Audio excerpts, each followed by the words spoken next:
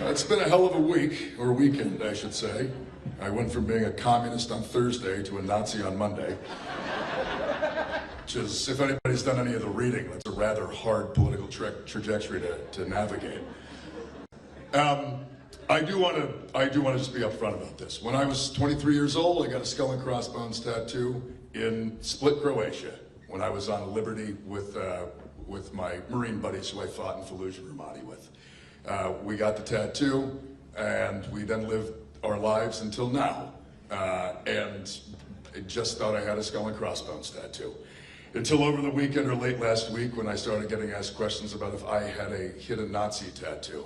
And I was, of course, I laughed at it because I thought that was the dumbest thing I'd heard. And then somebody showed me a picture of a motif that neo-Nazis use, and it's a skull and crossbones. They're pretty popular amongst military units, but they definitely had a lot in common. And I then went and got it covered because I do not want something on my body that represents in any way the antithesis of my politics. I grew up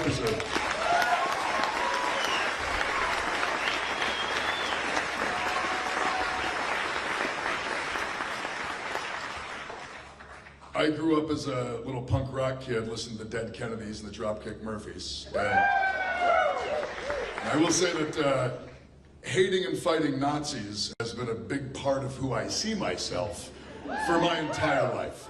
And I still, to this day, there are things in my past that I'm not proud of. However, my continued disgust at racism, at anti-Semitism, at Nazism, of course, that has been a constant throughout my life. And that still today anchors much of my politics. Fascism is a cancer, and it is something that has no place in American politics.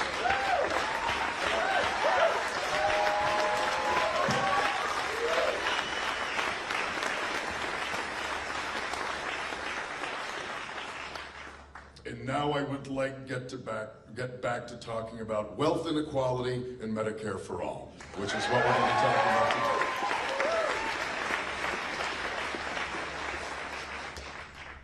So as my mother mentioned, I was born and raised in Hancock County. I was born in Blue Hill, grew up in Ellsworth and Sullivan. I went to high school in Bangor at John Baptist Memorial High School, fantastic place. And then after that, I joined the Marine Corps. And I did multiple tours in the Marine Corps. I was in the infantry, I was a machine gunner.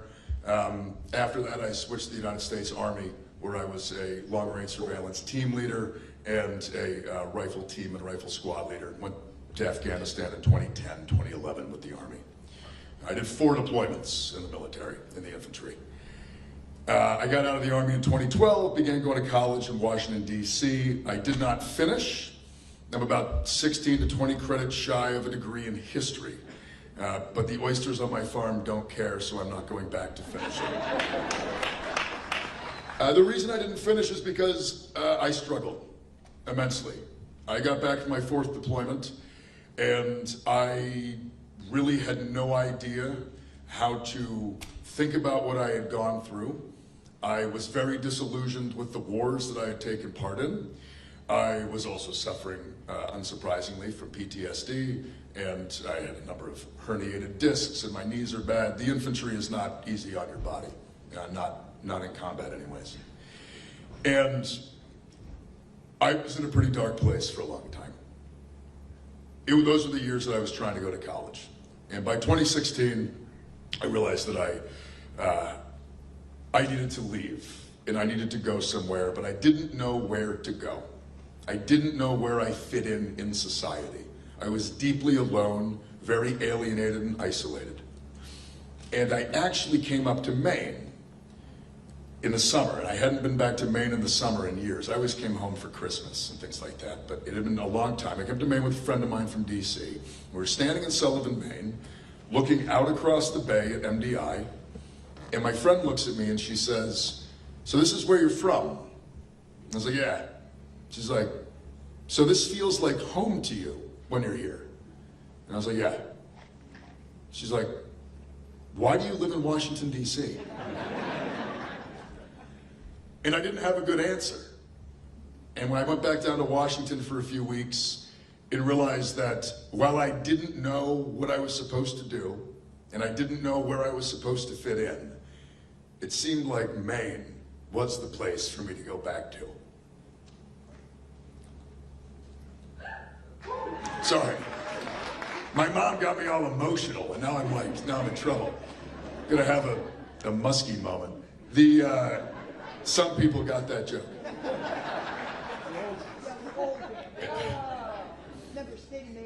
Thanks, Mom. At that point, I decided that I didn't know what was going to happen, but Maine was the place where I was going to figure it out. And I came back, still tried to figure out what I was going to do. I had no idea. I had always seen myself as a soldier. I didn't know what to do besides that. It was the only thing I felt like I was ever good at. And so I wound up going back to Afghanistan for about 6 months in 2018, working for the State Department as a security contractor on the ambassador's security detail. And that was when whatever disillusionment I had became something much deeper. I had not been in Afghanistan in 7 years. And I was back in Kabul around the higher echelons, listening to conversations, and I realized that nobody knew what they were doing. 7 years after I'd been fighting in the mountains, and here we were with the same stupid strategies, the same stupid ideas, stuff that did not work and wasn't going to work. And I quit that job, and I moved back to Sullivan, Maine, and I bought a 19-foot Seaway skiff with a 75-horse Honda on the back, and I became an oyster farmer. And that was the best thing that ever happened to me. And I've been doing that ever since. And it has allowed me to build, quite frankly, a life that I could never have dreamed of. A life of fulfillment, a life of joy, a life of love, a life that is very much rooted in my community. I became the harbor master. I've been the chair of the planning board for a number of years. All the things that I didn't know what I was looking for, for years, this isolation, this alienation, this angst, this anger, it all went away. And it all went away because I got to reconnect with real life. And I got to reconnect with the community that I was from, that welcomed me back, neighbors that welcomed me back. I got to fall in love. I got to meet my wife, Amy. I got to get married. And all of that was happening to me. I was feeling my life getting better. I was getting the sense of grounding and place. And as it was happening, I was watching friends of mine struggle in really intense ways. I was watching the same work that I remember people doing when I was a kid, that used to be enough to keep a roof over your head, that used to be enough to have you have access to health care. It used to be enough to afford a decent life and raise a family. I was watching that hard work, that seasonal work, multiple jobs, the kind of hardscrabble existence Mainers pride themselves in. I was watching that not be enough anymore. And I began to really wonder why that was. Why is it that when I was a kid, I knew guys who were clam diggers who put their kids through college? I knew people who used to stern in the summer on a boat, plow driveways in the winter, do arborist work, make reeds. That used to be enough to raise a family, and it isn't anymore. But Mainers didn't stop working hard. Mainers still worked exactly as hard as they always have. I refuse to believe that the people of Sullivan, Maine stopped working hard.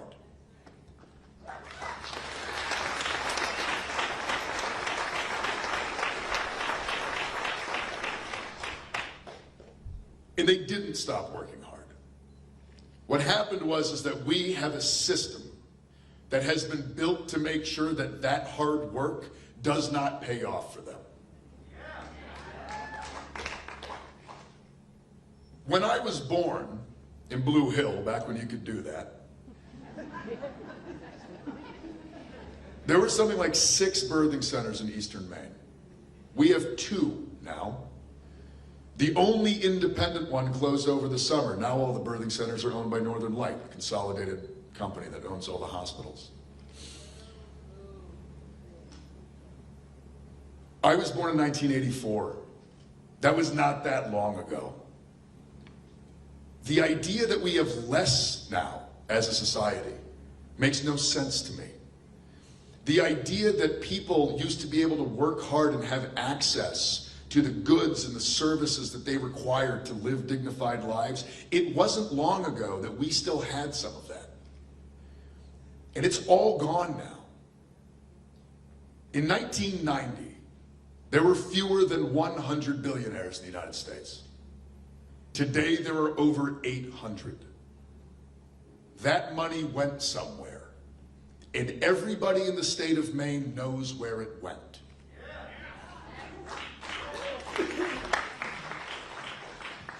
I don't care if you voted for Donald Trump, if you voted for Kamala Harris, if you didn't vote. You go around the state right now, you go ask any working person, do you think you live in an economic and political system that is built with your interests at heart? Nobody says yes. Everybody knows that they're being robbed.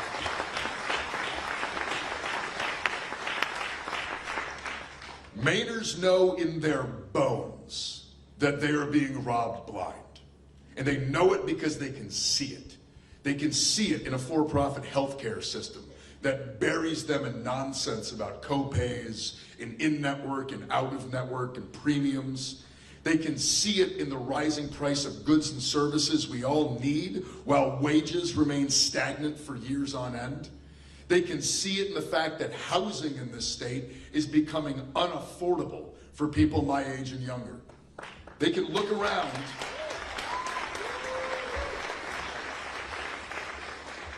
and what they see is not a broken system. We often talk about it like it is, but I'm going to tell you the system is not broken. It is functioning exactly as it is intended to. It is a system that has been built by establishment politicians via policy to get the outcomes that we have today.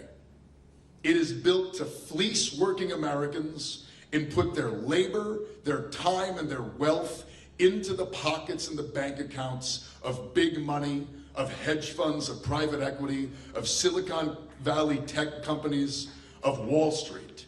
That's what this system is built to do, and it is working perfectly. The thing is, it's just not working perfectly for us, because it wasn't built for us, because it wasn't built by us. And it is time to change that.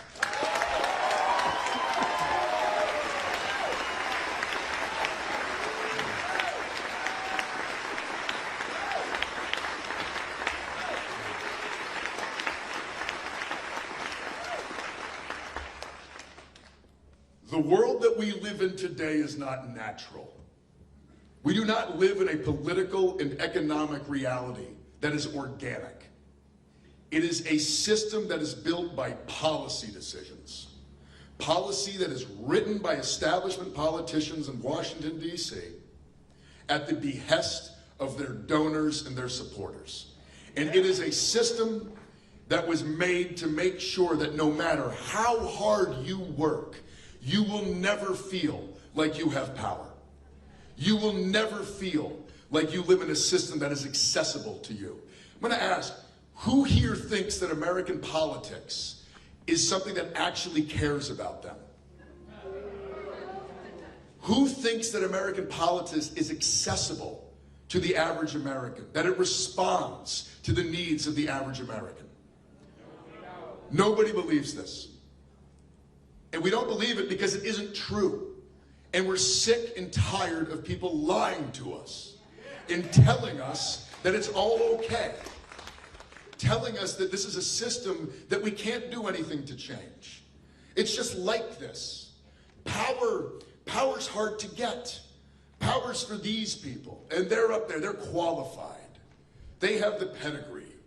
They have the background. They're the ones that are allowed to make decisions for us. Don't worry ourselves. Let them take care of it. Well, I'm going to tell you right now, that story is bullshit.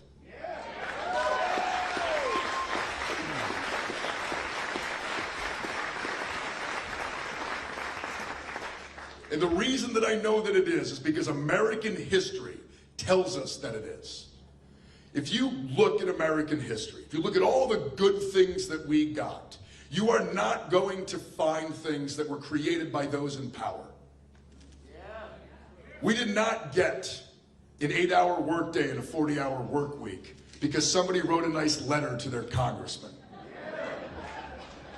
We got it because working people organized and built power.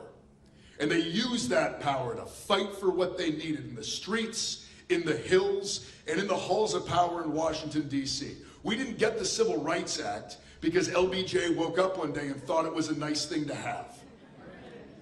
We got it because decades of work were put in by organizers and activists across the country. People who put their lives on the line. People who sacrificed themselves for what they knew was necessary. So when the day came, they could put pressure up against the system. And that got us the Civil Rights Act, which is one of the best things we ever did to move towards justice and equality in this country.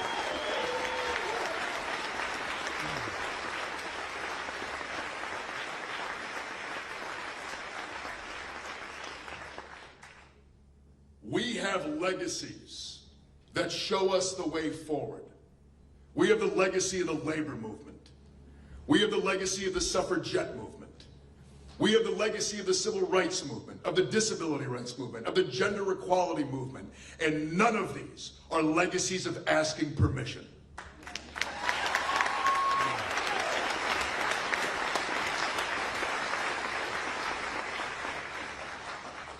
These are also the legacies of the Democratic Party that I thought I joined. These are the legacies of the Democratic Party that would exist if it was run by the Democrats that are in it.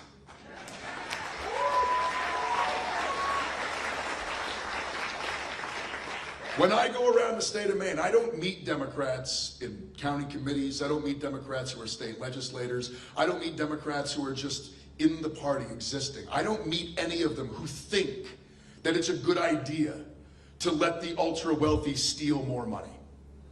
I don't meet Democrats who think it's a good idea to send young men and women off to fight in the same kinds of stupid wars I had to fight in. If the party was made up of Democrats, if the party was run by the people that were in it, it would be the party we want it to be.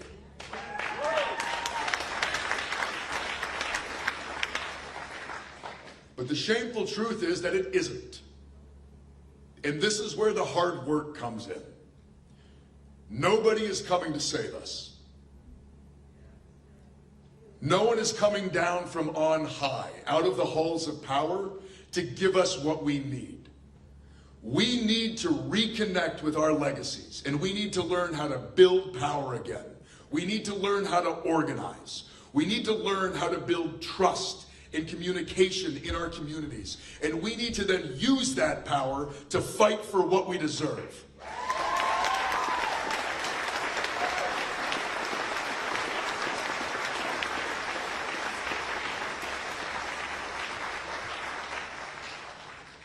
But that is not going to happen as long as the establishment leadership of the Democratic Party remains part of the same corporate apparatus that the Republican Party is.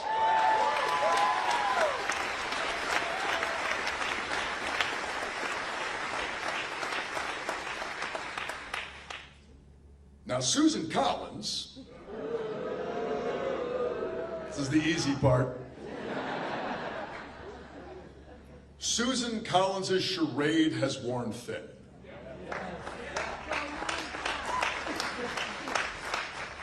Nobody believes that she cares about her constituents now.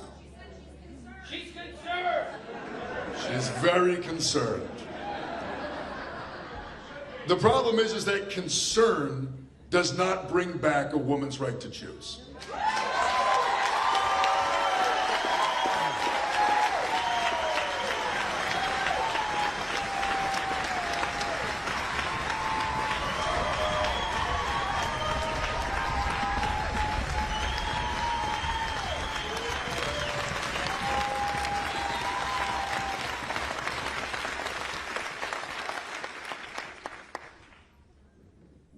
condemnations don't reopen rural hospitals.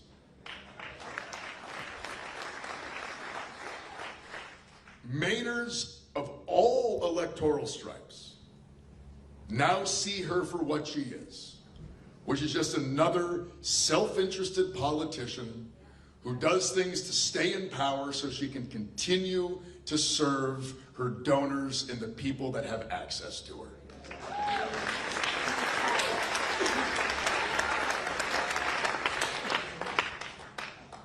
She has enabled the destruction of our way of life over these last 30 years, and that is disqualifying in the role of United States Senator.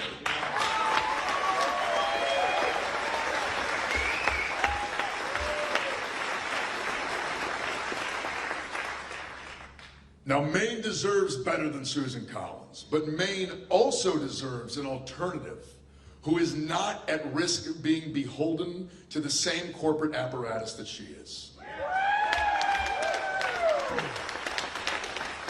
And so, unlike Susan Collins, I'm going to tell you exactly where I stand and exactly what I'm going to go fight for in Washington, D.C. I'm going to fight to protect and expand the Social Security that Mainers have paid into by removing the cap.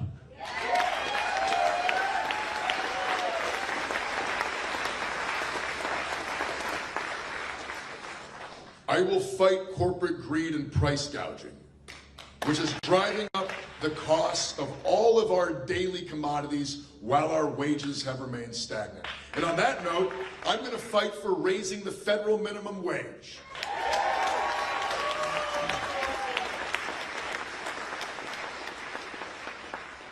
We have paid for 3 foreign wars since the last time we raised it. And that was money, $4 trillion for Iraq and Afghanistan. Money that should have been spent here in the United States, because we should be using taxpayer money to build schools and hospitals in America and not bombs to drop on them in Gaza.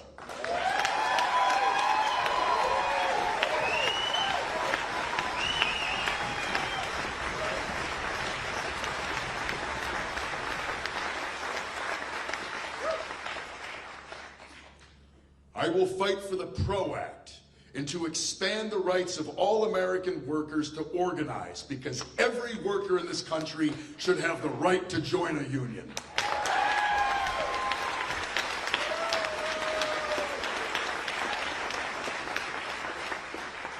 And I will stand in the way of every fascist attack on our democracy, because every single American deserves the right to the ballot.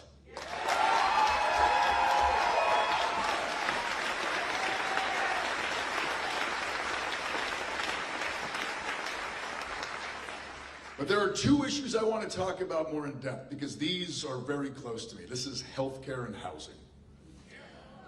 I have the unique luck of being a disabled combat veteran. I was lucky enough that in my combat tours, I got blown up enough times that the VA thinks I deserve healthcare. And that's a ridiculous statement to make. But it is the health care I get through the VA that has allowed me to build the life I have today. If I didn't have VA health care, I would not have been able to move back to Sullivan, Maine. I would not have been able to start an oyster farm. I would not have been able to become a diver, because I love diving and I love the sea, and I've been able to somehow convince people to pay me for it.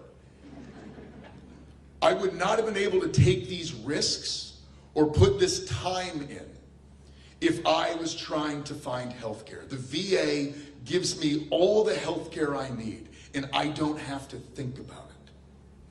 And I often think what Eastern Maine would look like if my creative, hardworking neighbors didn't have to think about premiums or co-pays or in-network or out-of-network.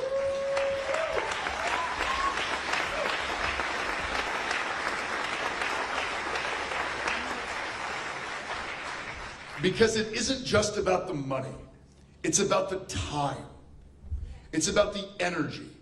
It's about the anxiety that working people have to sink into wondering how they're gonna pay for the health care they require for them and their families.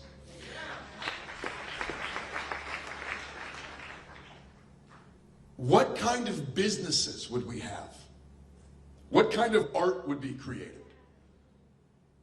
What kind of books would be written if people had more time and had to dedicate less energy to just surviving? Healthcare is a human right, and we need to treat it as such.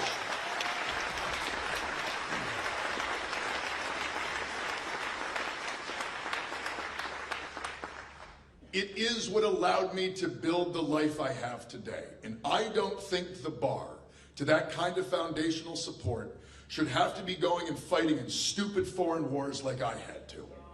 That is something that should be available to every single American. And that is why I am going to fight for Medicare for all.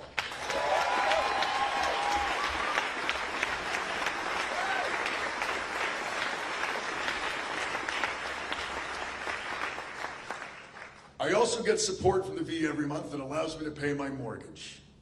And that's why I have a roof over my head that I don't think about. I get to own my house, and I don't have to worry about where I get to sleep or what my future looks like or if my rent's gonna go up.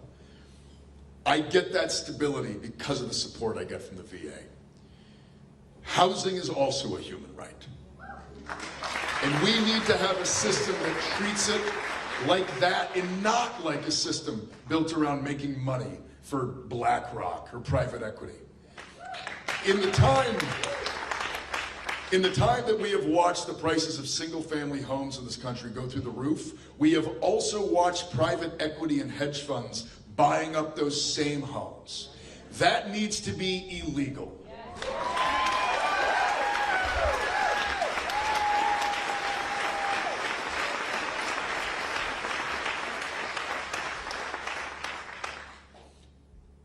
And I don't care if you're a Republican or an independent or a Democrat. These are issues that impact every single Mainer. It doesn't matter who you voted for when the hospital closes. It doesn't matter what the letter is next to your name when you don't know how you're going to buy a house. These are material needs that every single working person in the state requires. And we need to re-engage with a politics that thinks that is true, that looks at the material needs of everyday working Americans and centers those. And it doesn't matter about partisanship. It doesn't matter about which side you think you're on. You're on the same side.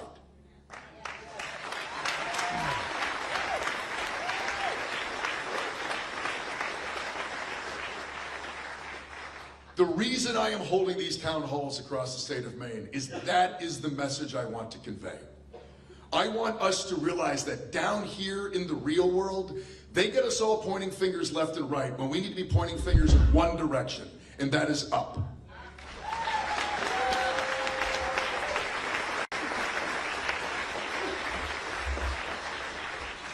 I'm also holding these town halls. In fact, now I think we've held 25 more town halls than Susan Collins has since Bill Clinton was president.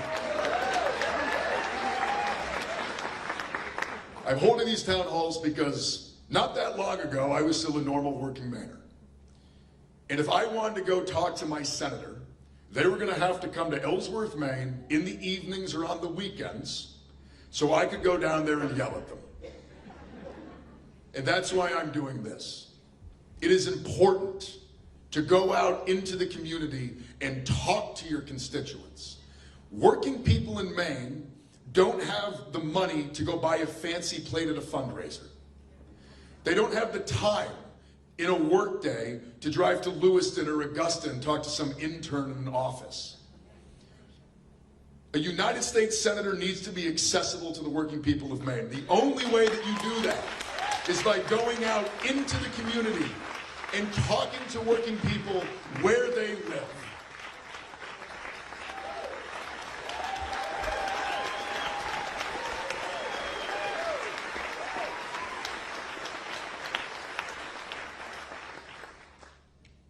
And so that's exactly what I'm going to keep doing. going to keep doing this. I'm going to be back. This is not my last time in a gunquit.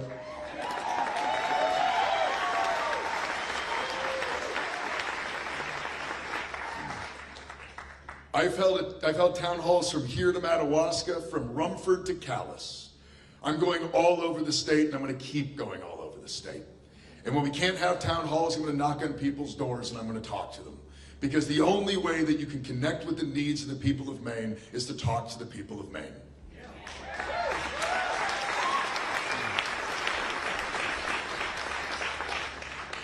And when this is done, and I go to Washington as the next senator from the state of Maine,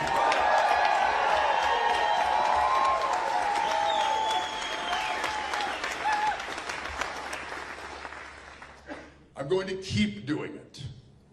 I'm going to keep coming back out and making myself accessible.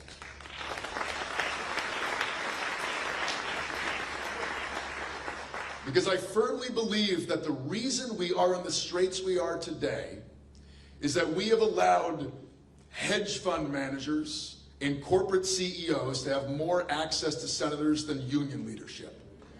We have private equity who has more of a chance of getting a meeting with the senator than somebody that works 2 jobs for a living. That is not the America I want to live in. And so I'm going to go and make sure that when I'm in office, I am accessible to people. And I want those folks. I want the hedge fund guy trying to find my phone number.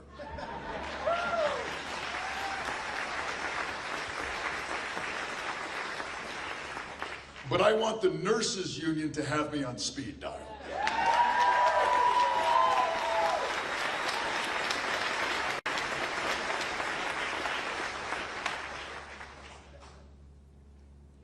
But tonight, I am not just asking you to vote for me.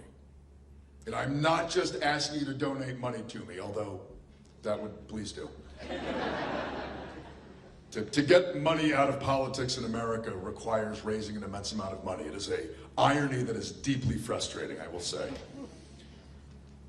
What I'm really here to ask you to do is to show up. I'm asking you to put some skin in the game. Because I cannot do this alone. Even when I win, I will be the junior senator from the state of Maine, maybe in the minority. That does not come with a lot of structural power.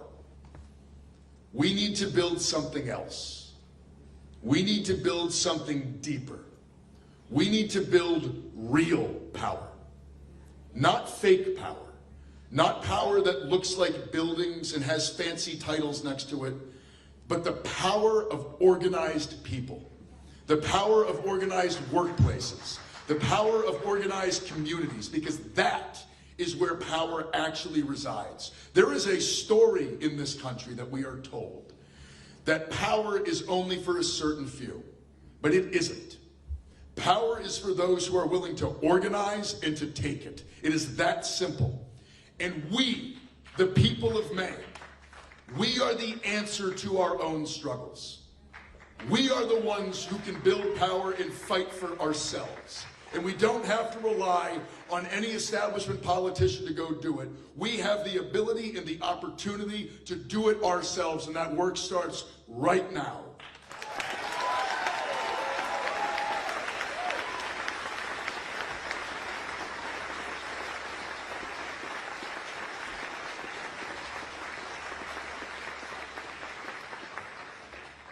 And when we have done this, when we have beaten back fascism, when we have protected our democracy, when we have saved our freedom, let it be a different kind of freedom. Not a romantic freedom of just protecting individual rights, but a freedom that is real, a material freedom. The freedom to not be ripped off by a for-profit healthcare system. The freedom to own the roof that is over your head. The freedom to watch your tax dollars go into programs that support you and your community, not funding somebody else's genocide.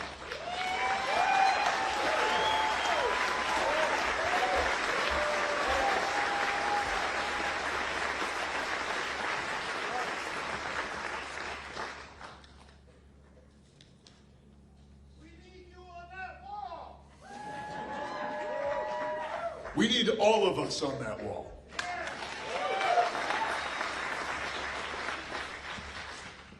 We need to have a freedom that gives us time to build, time to create, time to take risks, to start businesses, to make art, to fall in love, and to live lives not defined by struggle and scraping by, but lives of dignity and joy.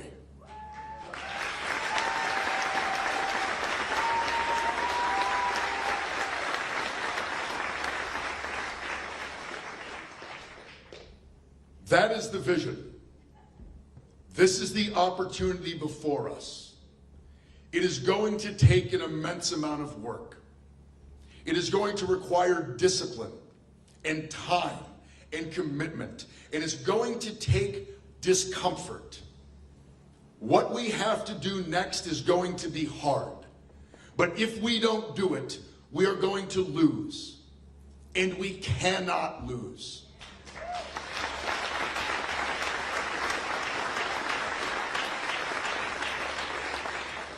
And because we have no choice, we are going to succeed. We are going to organize. We are going to build power. We are going to fight for a brighter future. We're going to win the primary. We're going to win the general. And we're going to show this entire country the way forward. Because as Maine goes, so goes the nation. Thank you all very much.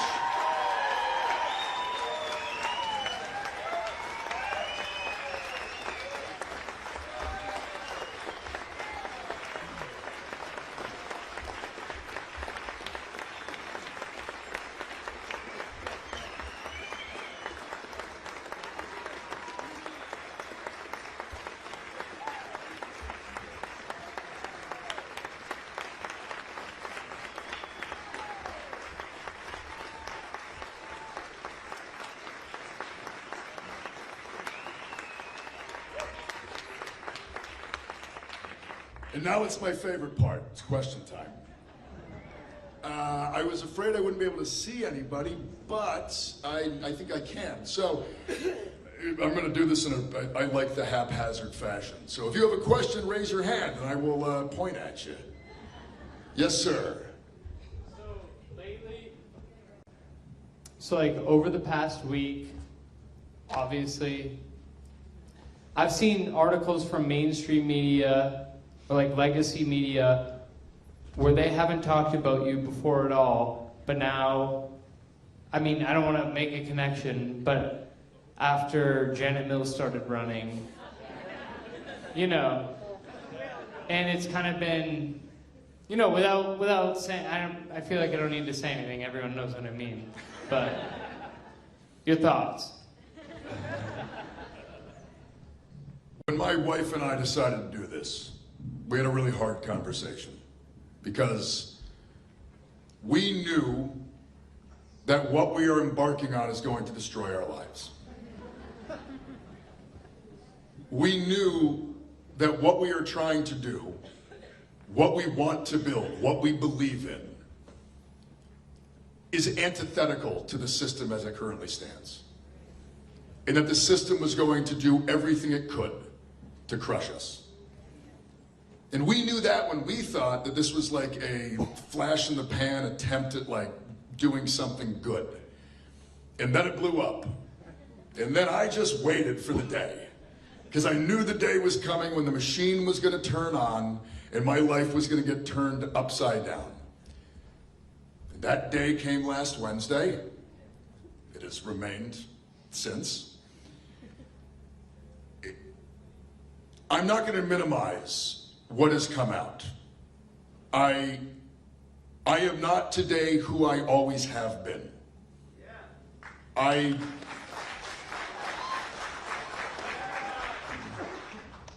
used to hold different opinions. I used to use different language.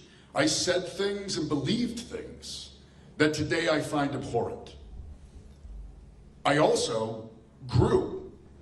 I met new people. I learned of other people's experiences. I realized that my experiences were my own, and they colored my opinions and where I was. And that the more open I could be to listening to other people's stories, the more open I was willing to be to extend compassion and empathy to others, the more I realized that many of those stories and beliefs that I had were wrong. And I changed them. And it was through that journey that I became who I am today. And I will say this, I am ashamed of things I once said, but I am not ashamed of who I am today.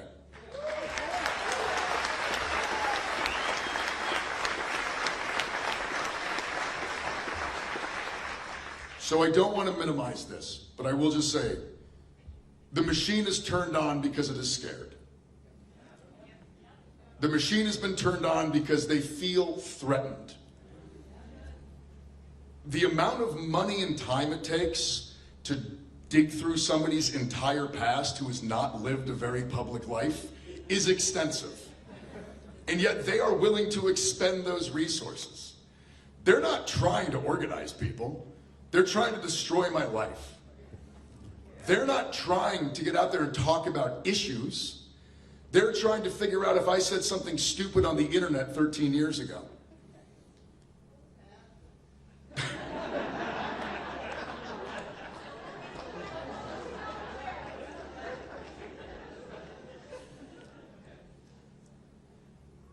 The establishment is spooked.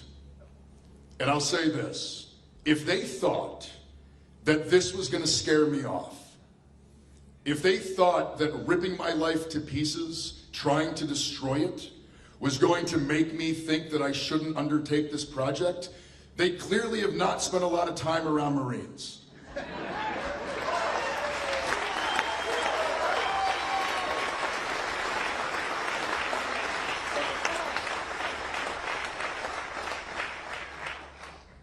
Yes, ma'am, in the blue. Hi. There'll be a mic coming. So you've talked a little bit about how housing is becoming inaccessible, healthcare, etc. And I think the next thing that our country has began coming for is public education. Yes. And I think we're seeing that in defunding of public education and tax dollars being funded into private education for wealthy families. So I just wanted to hear you talk about how, we're kind of privileged in Maine that we have better public education access here. But how are you going to protect that for our Mainers and for our country? Because all students in our country deserve a good education.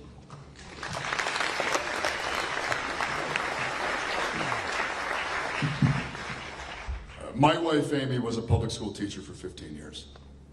She actually... Also, just on this note, teachers, nurses, these are people you should thank for their service when you talk to them. As someone who gets thanked for my service all the time, I think it is much more fitting to thank a teacher for theirs. So I just want to point that out.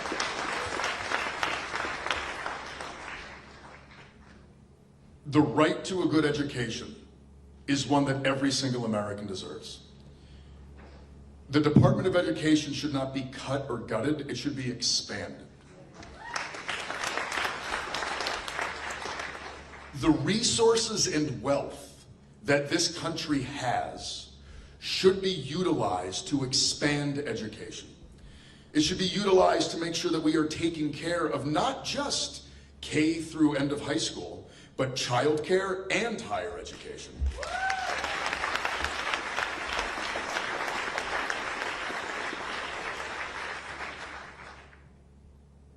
Much of these crises that we are currently facing, education, housing, healthcare, all of these are crises that are going to require huge amounts of investment and political will if we are going to get through them.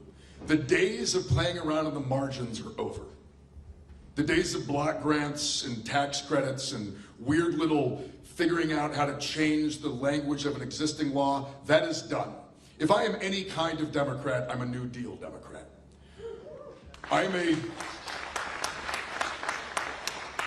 When I look at the things that this country built that made the lives of working Americans better, they are large projects, courageous things, large structural change That requires an immense amount of political will and investment to make happen. So whether it's education, whether it's healthcare, whether it's fighting climate change, whether it's getting us off fossil fuels, all of these things are going to require a different kind of politics than the one that we have had recently.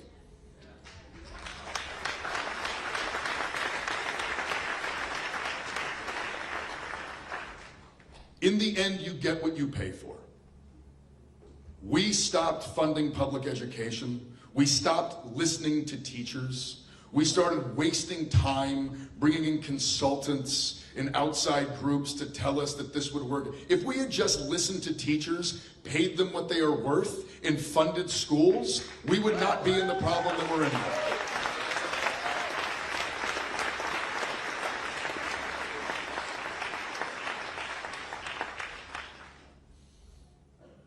In the back there.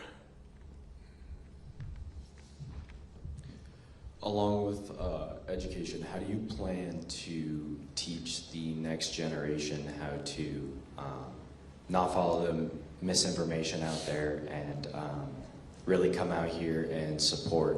Like, I wish there were so many people my age out here. Like, I see a couple of you youngers, but we need more people out here my age and supporting.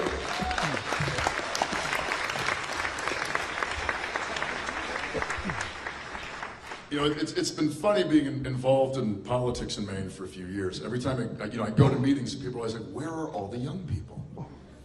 And that oftentimes turns into like a lament. You hear it often where young people are apathetic, or young people don't care about politics. And I don't think that's true. I think young people are disillusioned. I think that, I often think about this, if you're born after 9/11, what have you ever seen government do that was good?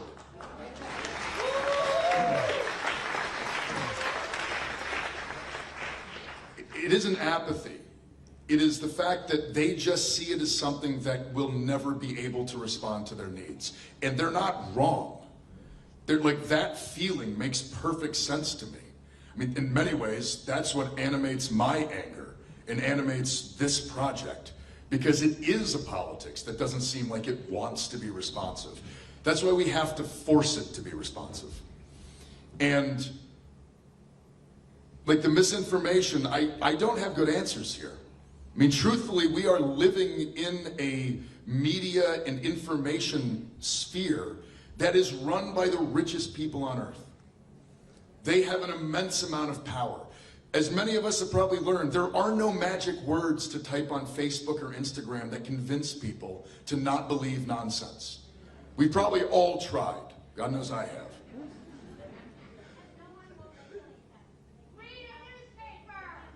The thing is you cannot force people to do that. The issue that we are living, and like, it's a power issue. Right now, people with immense amounts of power control the information space. And that's it. The only option we have is to take that away from them. But the only way that we do that is by starting building power here amongst real people on the ground. And I'm not going to tell you this is going to be easy. I know I always hear this. People are like, don't ask too much of voters. They'll be spooked. I'm here to ask everything.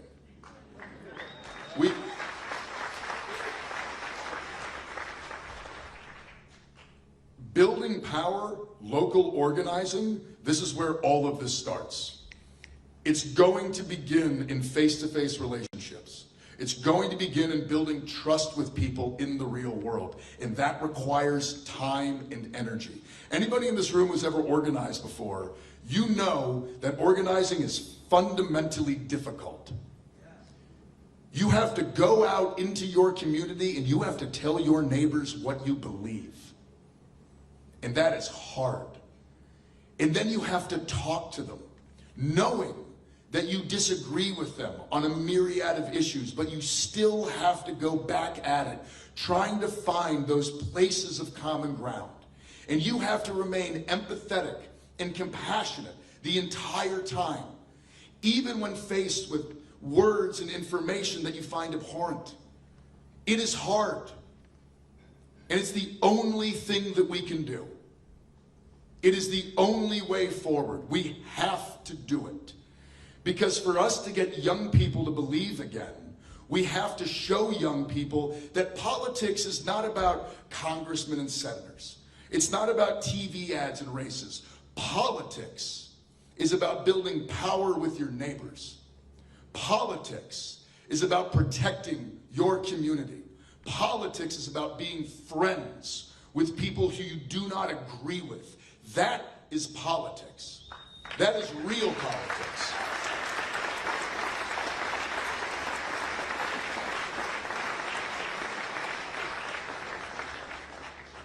And until we do that, we are not going to just convince people by telling them that they need to read a different news source.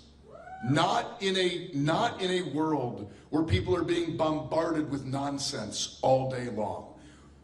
That's something we have to fight in a much longer and deeper way. And right now, we don't have the power to fight it, but we need to build it. And I will just say this. We will be able to fight them.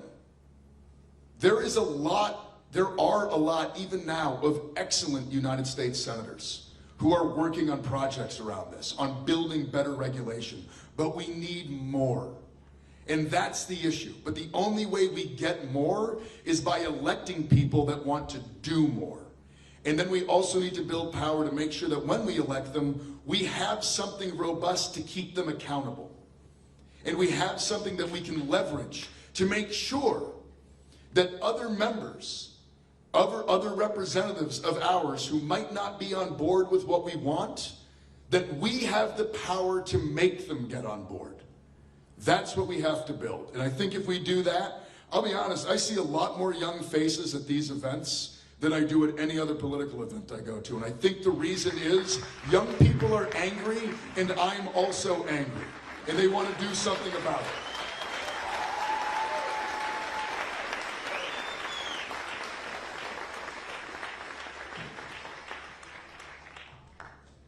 Right here.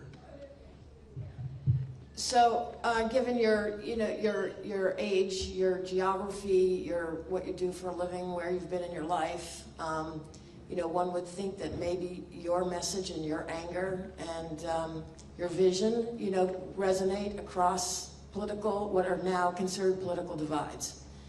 And I think that's maybe the greatest promise in my mind that you might bring to creating a new kind of party, a new kind of vision. How are you feeling? Is your message resonating with people who might not be part of the Democratic Party? And we're in a really, really disruptive time right now, right? And we're not going to rebuild the party that it was. It's got to be something really, really different. Yeah. Are you seeing that?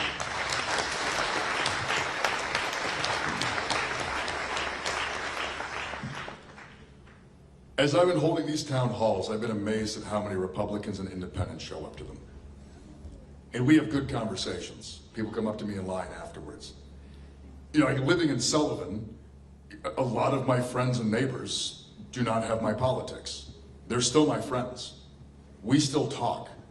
And what has always been amazing to me is as I talk to them, when I talk about economic issues, we are always in agreement. Many people voted for Donald Trump because he told them that the one thing they knew was true, and that they were getting robbed, that the system was screwing them. Now, he blamed all the wrong people. He's got obviously no policy answers to this stuff. We all knew it was nonsense. But the truth is I understand why people voted for that. I understand why people see the system and think, I just want to burn it all down. We need to be able to speak to that anger and that angst and that anti-establishment feeling, but we need to do it with actual answers. And I've always felt like, this is my favorite one. It's removing the cap on Social Security. For years, people have, I'm just going to explain this. From $1 to $167,000 of income, people pay into Social Security. You get taxed on it. it goes up in percentage as you make more money. Over $167,000, income above that doesn't get taxed. All the money above $167,000 a year that if anybody makes does not go into Social Security. If we removed the cap, we would fund Social Security forever and all time, and we would expand benefits.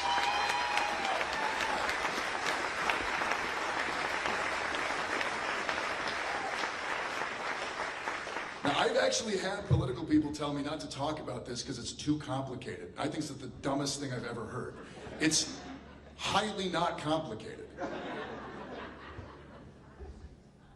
When I tell that to my Trump voting friends, they literally say, how is that legal? Or, why would we do it that way? Or, that seems like it's only good for rich people. To which I answer, yeah. That's why Reagan did it. And Reagan did it. It's not even been around for a long time. It was put in the reforms of the 1980s. This is one of these things where when you talk to people about what's actually going on, and you use normal language, you don't just try to get into the weeds using all this kind of jargon, people aren't stupid. They might be misinformed, they might be propagandized, but they are not stupid. They understand that they're getting screwed. And we need to tell them that they are getting screwed. But they're not being screwed by immigrants. They're not being screwed by trans kids. They're not being screwed by gay people.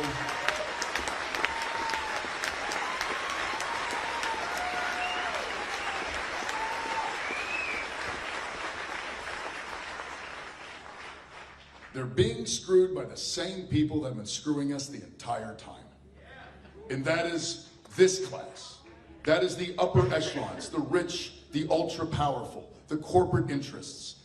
They've been the ones screwing working people from the beginning, and they're screwing us yet again today. And I'll be honest, that message resonates with many of my Trump voting friends. And I have no illusions here that I'm going to go out and convince all Republicans in Maine to vote for me. We don't need all of them.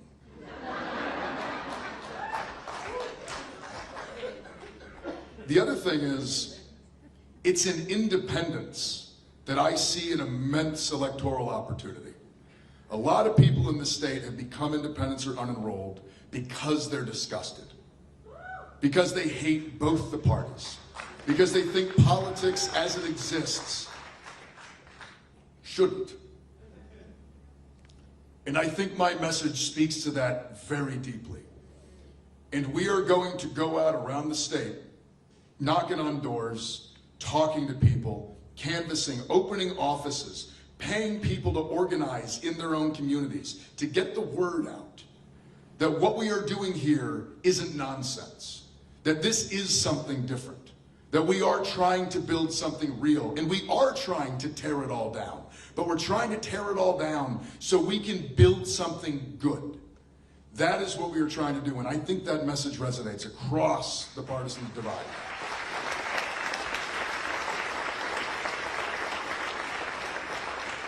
All right, I have time for one more. I guess we'll go to you right here, sir. Yeah, we'll have the, you'll get a microphone in a second. Right there in the tan jacket. I think it's tan. All right, so I have one question. I'm a libertarian. I think the system's broken. I do. So as you're looking to become a senator, which I dig it, I'm here, like I'm listening. Term limits. Oh, yes. Oh, God, yes. So 30, 40, 50 years. it's insane. 1 second. She brought me here. She's horrified that I'm speaking right now. I thank you for coming. I mean, I'm like this is the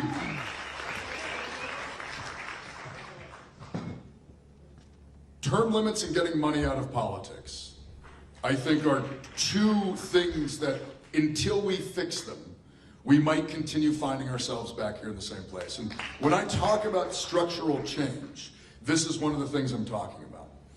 We need to enact term limits.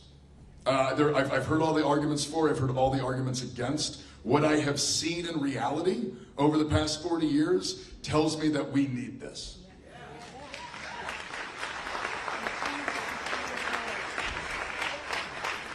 I also think it needs to be part of a larger kind of democracy reform, where we ban stock and bond trading by people in office.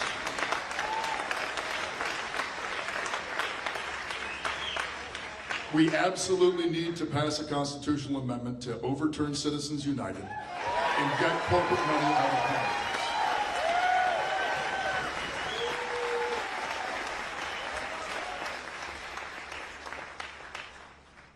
To do these things is going to require electing people with the political will to accomplish it.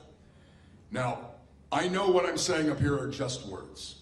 So, you know, I'm very skeptical of politicians. So I realize that I'm up here saying, like, that's what I'm going to do.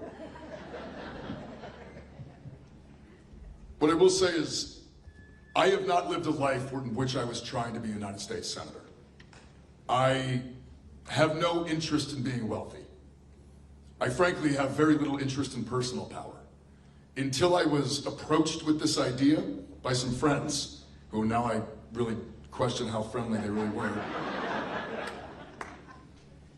I had never once entertained this as a concept. My wife Amy and I were going to run an oyster farm, and I was going to be the harbor master until the day that I died in Sullivan, Maine. That was the life I wanted to live. That is still the life that I want to live. Honestly, it's a perfect life. It was a life that I'm still in a grieving process around realizing that I'm never going to have that life back now. And that's okay. Sacrifices must be made. And if that's the sacrifice that's required of me, then I will bear it. I will say, though, that I do see it as a sacrifice. And so I'm not going to Washington to get rich. I fully intend to die in my house of old age in Sullivan, Maine. I fully intend... That's exactly. It definitely will. That is the life that I want to return to someday. I am undertaking this project because I believe in it. Because I think that we need to do this. And I know that I can say these words, and I hope that over the next year, the actions of myself in this campaign put truth to these words. But I'm just going to ask you to have some faith in me, that that is what I'm going down there to do. So. That was the last question I can take. I'm being motioned that I have to leave.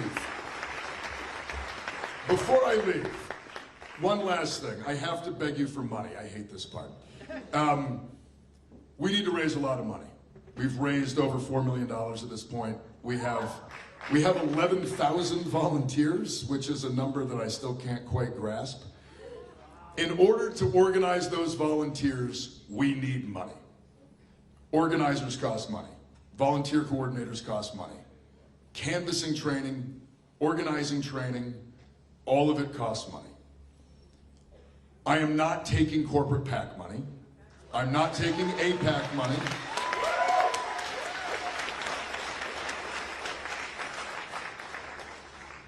We are relying on individual donations. And what I will just say is, if you have the ability to donate 10, 15, or 20 bucks a month on a recurring donation, that is incredibly helpful for us. Because it allows us to see into the future. It allows us to know how much money we'll have on hand in a few months. We know we can make payroll. That allows us a lot of flexibility to go after other projects. And so I would ask that, well, of course, if you can donate the maximum, please do. That's great. I certainly don't know. I couldn't. But if you can donate 15 bucks a month for the next year, that means a lot to us. And I just want to ask you for that. And the last thing I'm going to ask you for, like I said earlier, the money's important, but your time is more important. Sign up as a volunteer. Join the campaign. Come learn how to organize. Come understand how to build power. And then take that training, take those skills and that confidence back into your community and work with the other groups that have been doing this same work for decades. Go find a community organization and join it. If you can, join a union. find other groups that are dedicated to the same kind of power building that we are. And then we're all going to work together. And we're going to build a movement in the state of Maine that we have never seen. And we're going to show the rest of the country just what can be done when working people organize and fight for themselves. Thank you very much. Have a nice evening.